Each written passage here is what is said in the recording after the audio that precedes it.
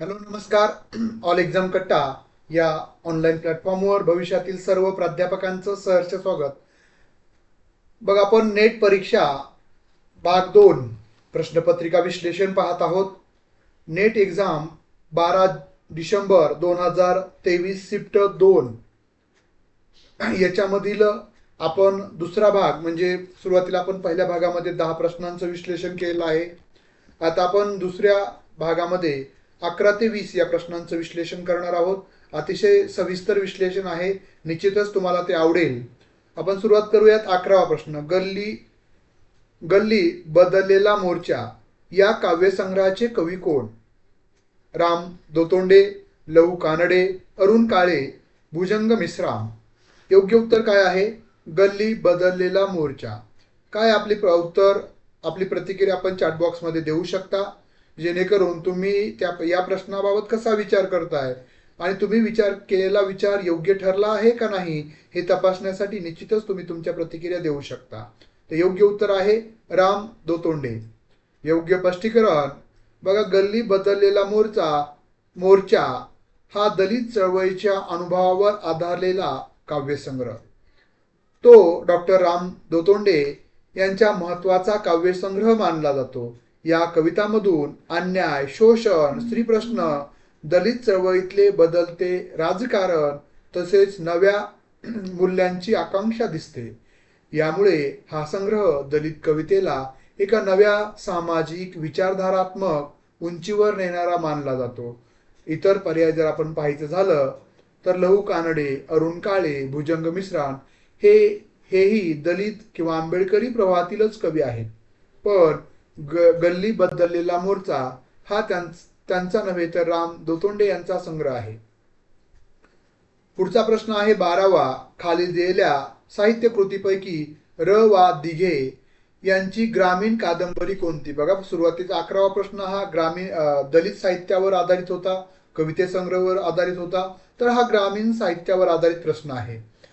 समरांगण, गावुंड, रेशमाच्या गाठी, सराई.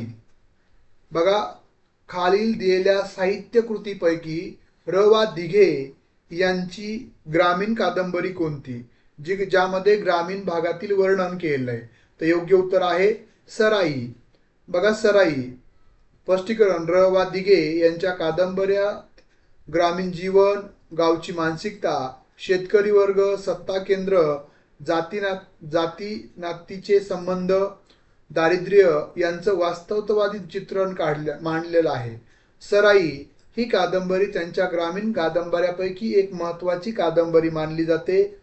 यात गावच्या पातळीवरील वैयक्तिक आणि सामाजिक संघर्ष, गावची सत्ता धाटणी आणि माणसाची मुस्कट यांचं चित्रण यामध्ये र वा दिघे यांनी केलं आहे. इतर जे पर्याय होते ते बघा, समरांगण, गावगुंड, रेशमाच्या गाठी ही शीर्षक इतर लेखकांची किंवा वेगळ्या प्रकारच्या कादंबऱ्यांची आहेत.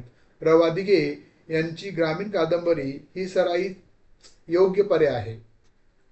पुढचा 13वा प्रश्न बघा, मराठीतील पहिला समीक्षात्मक निबंध मानला जाणारा प्रसिद्ध वाङ्मय विषयक लेख कोणता? जो लेख हा समीक्षात्मक निबंध मानला जातो. मराठीतील पहिला. नवल म्हणजे काय? विद्ध वाङ्मय, कादंबरी, काव्याची प्रतिष्ठा. काय योग्य उत्तर आहे? तुमच्या प्रतिक्रिया चॅट बॉक्समध्ये टाकत चला. तर योग्य उत्तर आहे नावल म्हणजे काय, पर्याय क्रमांक 1 बरोबर आहे. तर नावल म्हणजे काय बघा, स्पष्टीकरण, लोकमान्य टिळकांच्या काळात आबा खांडिलकर, चिपळूणकर आणि समकालीन समीक्षेच्या पुढच्या टप्प्यावर मराठी वाङ्मय चर्चा अधिक तदन विवेचनात्मक होत गेली. त्यात नावल म्हणजे काय हा लेख मराठीतील पहिला स्वरूपशुद्ध, तर्कशुद्ध वाङ्मय विषयक समीक्षात्मक निबंध म्हणून मानला जातो. या लेखात नावली या प्रकाराचं स्वरूप, आवश्यक घटक, कथापद्धती यांचा सविस्तर उहापोह केलेला आहे. म्हणूनच हा निबंध मराठी वाङ्मय समीक्षेचा प्रारंभीचा टप्पा मानला जातो. इतर पर्याय जे होते विद्वग, वाङ्मय, कादंबरी, काव्याची प्रतिष्ठा हेही वाङ्मय विषयक लेख किंवा निबंध असले तरी पहिला समीक्षात्मक निबंध म्हणून ओळख ही नावल म्हणजे काय यालाच दिली जाते. पुढचा जो प्रश्न आहे तो 14वा. इतिहास रस हा शब्दप्रयोग कोणत्या संदर्भात वापरला जातो? बघा, इतिहास रस. वाङ्मय इतिहासातील नवनिर्मिती, इतिहास लेखनातील पुनर्मांडणी. तिसरा पर्याय साहित्य इतिहासातील घटितांची तपासणी. आणि चौथा पर्याय साहित्याच्या इतिहासाची कालसापेक्षता म्हणजे काळानुसार केलेली मांडणी. तर योग्य उत्तर काय आहे? तर योग्य उत्तर आहे एक पर्याय वाङ्मय इतिहासातील नवनिर्मिती. बघा, इतिहास रस म्हणजेच वाङ्मय इतिहासातील नवनिर्मिती. स्पष्टीकरण आपण पाहू शकता. इतिहास रस म्हणजे इतिहास केवळ कालक्रम नसून त्यातून निर्माण होणारा एक रसात्मक अनुभूती आहे, असा विचार मराठी साहित्य इतिहास लिहिताना काही समीक्षकांनी फक्त घटना, ग्रंथ, तारिका मांडणे पुरेसे नसून त्या सर्वातून जी सृजनशील नवनिर्मिती, मूल्यधारा, प्रवाह, प्रतिप्रवाह दिसतात, ज्या त्या जाणीवेला इतिहास रस असं म्हटलेलं आहे. म्हणजे इथे भर हा वाङ्मय इतिहासातला सृजनशील, नवनिर्मित, अर्थपूर्ण आणि नवनिर्मिती केंद्रित पाहण्यावर आहे. म्हणूनच एक पर्याय, पहिला पर्याय बरोबर आहे. पुढचा प्रश्न आहे 15वा. बघा, जगातील कोणत्याच गोष्टीत शुद्धता नसल्यामुळं लेखनातच ती का पाळावी असे भाष्य करणारे लघु नियतकालिक, अनियतकालिक कोणते? बघा, जगात कोणत्याच गोष्टीत शुद्धता नसल्यामुळं लेखनात तरी ती का पाळावी असं भाष्य लघु नियतकालिकेमध्ये किंवा अनियतकालिकेमध्ये कोणी केलं? कोणत्या अनियतकालिकेमध्ये केलं? टिंब, कावळा, क ई ड ई, ठोका. तर योग्य उत्तर काय आहे? आपल्या प्रतिक्रिया चॅट बॉक्स मध्ये तुम्ही देऊ शकता. योग्य उत्तर आहे टिंब. बरोबर आहे. तर योग्य उत्तर ए पर्याय टिंब. स्पष्टीकरण 1960-70च्या दशकात आलेल्या लघु नियतकालिकांच्या चळवळीने मराठी साहित्याला मोठी उलथापालथ केली. पारंपरिक सौंदर्य, संस्कृत भाषा, शुद्ध लेखन, शिष्ट नैतिकता यांना छेद देत धडधडीत बोली, अनौपचारिक प्रयोगशील लेखन पुढे आलं 60 आणि 70च्या दशकामध्ये. टिंब या लघु नियतकालिकाने जगातील कोणत्याच गोष्टी शुद्धता नाही, मग लेखनातच ती का पाळावी असा प्रश्न उपस्थित केला. यामागं शुद्ध लेखन, शुद्ध भाषा या आग्रहाला विरोध आणि आकस्मित थेट जिवंत भाषेचा आग्रह असा दृष्टिकोन होता. त्यामुळे टिंब योग्य उत्तर आहे. इतर पर्याय का चुकीचे? तर कावळा, ब क ड ई, ठोका ही इतर लघुपत्रिका अनियतकालिकांची नावे असली तरी वरील विशिष्ट विधान हे टिंबशीच जोडलं गेलेलं आहे. त्यामुळे टिंब हाच पर्याय योग्य आहे, एक पर्याय. पुढचा 16वा प्रश्न. सह्याद्रीच्या पायथ्याशी या कथासंग्रह कोणी लिहिलेला आहे? सह्याद्रीच्या पायथ्याशी. र वा दिघे, वि स सुकटणकर, लक्ष्मणराव सरदेसाई, श्री म माटे. योग्य उत्तर काय आहे? वि स सुखटणकर यांनी सह्याद्रीच्या पायथ्याशी हा कथासंग्रह लिहिलेला आहे. पर्याय क्रमांक 2 बरोबर आहे. त्याचं स्पष्टीकरण पाहूयात आपण. वि स सुखटणकर हे गोमांतक प्रदेशाशी निगडीत कथाकार. त्यांच्या सह्याद्रीच्या पायथ्याशी या कथासंग्रहातून गोमतकातील सामाजिक, सांस्कृतिक जीवन, ग्रामीण, प्रादेशिक वास्तव, बोलीभाषा, प्रादेशिक शब्दप्रयोग, म्हणी, स्थानिक पोत यांचं जिवंत चित्रण दिसतं. हा कथासंग्रह मराठीतील पहिला प्रादेशिक कथासंग्रह म्हणून मानला जातो, कारण इथे कथेचा सगळा आशय विशिष्ट प्रदेशाच्या भूगोल, समाजरचना आणि भाषेची घट्ट निगडीत आहे. इतर पर्याय चूक का आहे? तर र वा दिघे हे ग्रामीण कादंबरीकार आहेत. लक्ष्मणराव देसाई, श्री म माटे इतर लेखक त्यांचे वेगळे संग्रह कृती आहेत.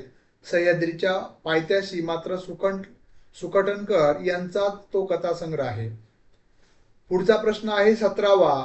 रा ग जाधव यांना निळी पहाट या ग्रंथाच्या शीर्षकाची कल्पना ब्लू डॉन या कवितेवरून सुचली. या कवितेचे कवी कोण? बघा प्रश्न कसा त्यांनी फिरवलेला आहे की जे राग जाधव जे आहेत त्यांनी जी निळी पहाट हा जो ग्रंथाला शीर्षक दिलेलं आहे, टायटल दिलेलं आहे, त्याची कल्पना त्यांना ब्लू डॉन या कवितेतून सुचली. तर ते कविता संग्रह कुणाचा आहे?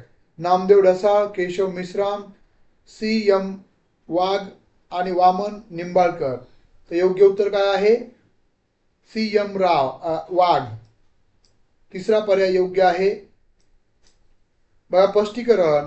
रा ग जाधव यांनी दलित साहित्य आणि साठोत्तरी साहित्यावर समीक्षा करताना निळी पहाट हा लेखन संग्रह प्रसिद्ध केला.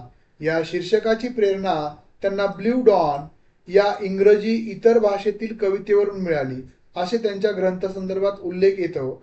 तर त्या ब्ल्यू डॉन कवितेचे कवी म्हणून सी.एम. वाघ यांचे नाव दिले जाते. इतर पर्याय नामदेव ढसाळ, केशव मेश्राम, वामन निंबाळकर हे सर्व दलित किंवा आंबेडकरी विचारधारेचे आधुनिक प्रवाहातील कवी, पण ब्ल्यू डॉन शी निगडीत फक्त नाव आहे सी.एम. वाघ यांचंच आहे. त्यामुळं योग्य उत्तर आहे सी पर्याय. 3 पर्याय. 18वा प्रश्न. चला सुट्टी झाली आता खूप खूप खेळायचं ही गाजलेली कविता आणि छंदगीत हा बाल कविता संग्रह कुणी लिहिलेला आहे?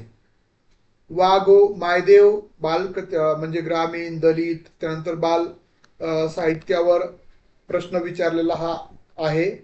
वा गो मायदेव, मालतीबाई दांडेकर, संगीता बर्वे, गोपीनाथ तळवळकर. तर योग्य उत्तर काय आहे? पर्याय क्रमांक 1 वा गो मायदेव. बघा याचं स्पष्टीकरण असं आहे. वा गो मायदेव यांचे नाव बाल साहित्यात विशेषत्वाने घेतले जाते. त्यांच्या छंदगीत सारख्या बाल कविता संग्रहांनी लहान मुलांच्या जगण्यातील शाळा, सुट्टी, खेळ, आईबाबा, खोड्या, कल्पनारम्य जग यांना रम्य सुरात मांडलेला आहे. चला सुट्टी झाली आता खूप खूप खेळायचं ही कविता सुट्टी लागलेल्या मुलांच्या आनंदाचे, उत्साहाचे, स्वातंत्र्याच्या भावनेचे हलक्या छंदामध्ये चित्रण आहे. म्हणूनच ती बालकवितेच्या पाठ्यपुस्तकात वारंवार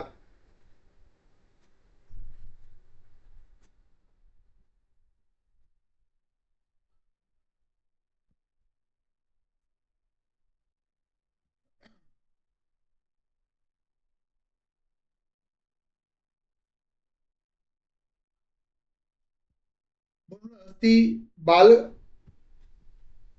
बालकवितेच्या पाठ्यपुस्तकात वारंवार येणारी गाजलेली कविता झाली आहे. इतर पर्याय चूक आहेत? तर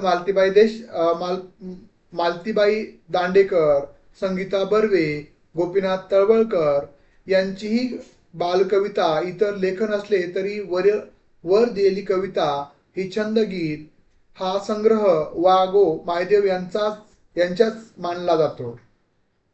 पुढचा 19वा प्रश्न आहे. बघा रोजीचा सवाल रोजचाच आहे. रोजीचा रोटीचा सवाल रोजचाच आहे. कधी फाटका बाहेर तर कधी फाटकात आहे. नारायण सुर्वे यांच्या या काव्यपंक्तीतून कोणाचे अनुभव विश्व प्रगट होताना दिसतंय? रोजीचा रोटीचा सवाल रोजचाच आहे. कधी फाटका बाहेर तर कधी फाटका आत आहे. दलितांचे, कामगारांचे, मार्क्सवाद्यांचे, आदिवासांचं कुणाचं अनुभव विश्व वरील ओळीमध्ये काव्यामध्ये शब्दबद्ध केलेलं आहे? नारायण सुर्वे यांनी. ते योग्य उत्तर असणार आहे. चला तुमच्या प्रतिक्रिया देत चला. योग्य उत्तर असणार आहे कामगारांचे. बरोबर आहे. योग्य उत्तर बी दुसरा पर्याय आहे. स्पष्टीकरण. कवी नारायण सुर्वे स्वतः मजूर वर्गाशी प्रत्यक्ष जोडलेले होते. रस्त्यावर वाढलेले, नंतर गिरणी कामगार, संघटनाशी संबंध इत्यादी त्यांच्या कवितांमध्ये कामगारांचे दैनंदिन जगणं, असुरक्षित नोकऱ्या, पगारांचा प्रश्न, संप, फटकाबाहेरचे आतची अनिश्चितता फार ठळकपणे दिसते. दिलेल्या ओळीमध्ये रोजीचा रोटीचा सवाल रोजचाच आहे. रोजच्या रोज रोज रोजच्या रोज पोटाची खळगी भरण्यासाठी धडपडणारा कामगार याचं चित्रण त्यांनी मांडलेलं आहे. कधी फटका बाहेर तर कधी फाटका आत आहे. कारखान्याच्या फटका बाहेर बेरोजगारी, प्रतीक्षेत आणि आत असताना नोकरी असली तरी असुरक्षितता हा नेमका कामगारांचा अनुभव त्यांनी त्यामध्ये शब्दबद्ध केलेला आहे. म्हणून इतर अनुभव विश्व, दलित, मार्क्सवादी, आदिवासी हेही पीडित गट असले तरी या विशिष्ट प्रतिमेत कारखान्याचे फाटक, रोजीरोटी हे कामगार वर्गाशी थेट जोडलेलं असल्यामुळं पर्याय 2च बरोबर ठरतो. आणि 20वा प्रश्न आहे, आधुनिकतावाद या संकल्पनेच्या लक्षणामध्ये पुढीलपैकी कशाचा समावेश होत नाही? आधुनिकतावाद बघा, या संकल्पनेमध्ये संकल्पनेच्या लक्षणामध्ये पुढीलपैकी कोणत्या कशाचा समावेश होत नाही? वैज्ञानिष्ठा, वास्तवतावाद, प्रगतिशीलता, आध्यात्मिकता. योग्य उत्तर काय आहे? तर आध्यात्मिकता. पर्याय क्रमांक 4 बरोबर आहे. बरोबर आहे. त्यांनी काय विचारलं होतं तर आधुनिकतावाद या संकल्पनेच्या लक्षणामध्ये पुढीलपैकी कशाचा समावेश होत नाही म्हटलं होतं. त्यामुळं चौथा पर्याय बरोबर आहे. स्पष्टीकरण, साहित्यातील आधुनिकतावाद हा मुख्यतः विज्ञाननिष्ठ असतो, तर्कनिष्ठ दृष्टिकोनामध्ये मांडला जातो. वास्तवतावाद आणि अंतर्मुखता त्यामध्ये जोडलेली असते. पारंपरिकतेविषयी प्रश्न विचारण्याची वृत्ती त्यामध्ये असते. समाजातील बदल, व्यक्तीची एकाकीपणा, अस्तित्वाची कोंडी यांना केंद्रस्थानी ठेवत असतो. म्हणूनच विज्ञाननिष्ठा, वास्तवतावाद, प्रगतशीलता हे तत्व आधुनिकतावादाशी सुसंगत गुण आहे. पण आध्यात्मिकता ही संकल्पना आत्मानुभूती, ईश्वर, त्यानंतर आध्यात्मिक उन्नती, अलौकिकता, परमार्थ यांच्याशी संबंधित असते. आधुनिकतावाद प्रामुख्यानं ईश्वर, आध्यात्मिकतेपेक्षा मानवी अनुभव, तर्क, विज्ञान आणि सामाजिक मानसिक वास्तव यांचं केंद्रित असतो. म्हणूनच आध्यात्मिकता ही आधुनिकतावादाची मुख्य लक्षणं नाहीत. म्हणूनच पर्याय 4 बरोबर आहे. अशा पद्धतीनं आपला हा भाग 2 जो होता तो आपण पाहिलेला आहे. प्रश्न क्रमांक 11 ते 20 म्हणजेच 12 डिसेंबर 2023 मधील दुसऱ्या शिफ्ट मधील मराठी विषयाच्या प्रश्नपत्रिकेचं आपण विश्लेषण करत आहोत. या भागमध्ये आपण इथंच थांबणार आहोत. आपल्याला हा व्हिडिओ आवडला असेल तर निश्चितच व्हिडिओला लाईक आणि चॅनलला सबस्क्राईब करायला विसरू नका. त्याबरोबर ज्या विद्यार्थ्यांना सेटनेट परीक्षेसाठी, त्यानंतर MPSC अंतर्गत मराठी विषयाच्या सहाय्यक प्राध्यापक आणि अधिव्याख्याता परीक्षेसाठी क्लास जॉईन करायचे असेल तर तुम्ही या नंबरला 9689047738 या क्रमांकाला तुम्ही संपर्क करू शकता. धन्यवाद धन्यवाद धन्यवाद. आणि अभ्यासासाठी खूप खूप शुभेच्छा देखील.